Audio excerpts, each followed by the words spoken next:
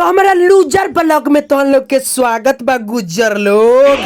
तो आवा तो लोग के याद देखावा तनी अखिया तनी बचा के रखियो लो, बड़ी तगड़ा व्यू बा।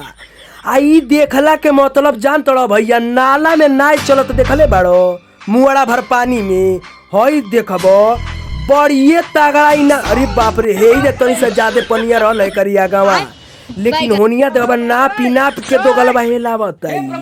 बहुत शानदार ही बैठल रही केरा के थम पर गाना सुनले बाई लइका। गाना के छोड़ा आनंद महिंद्रा फोन करके कहना इनन के भैया आवस तो उनके नाला में चले वाला थार बना के देतनी तरी ना आई गई न हस आई अपरोडी करतन स नाला में मुड़ा के थम पई जबो एक कदम एक मुड़ा पनिए बा।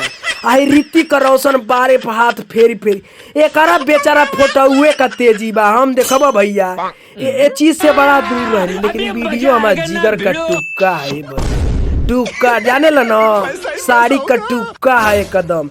आई सब कोयला के बाद देखो ना दो गलवा जबरदस्ती डालत डालत हेलाइए देलस। इन्हन के जांगर बड़ी फाटल है, देखो पानी लौकत नीचे जमीन लौकत है दो गलवा से, लेकिन के समझावे इन्हन के। लेकिन तो लोग के समझावे के नहीं बा, हमके फॉलो कर लो काहे की बड़ा मेहनत लगेला। और भैया नया ब्लॉग लेके आवत नहीं, अगला ब्लॉग में तगड़ा लेके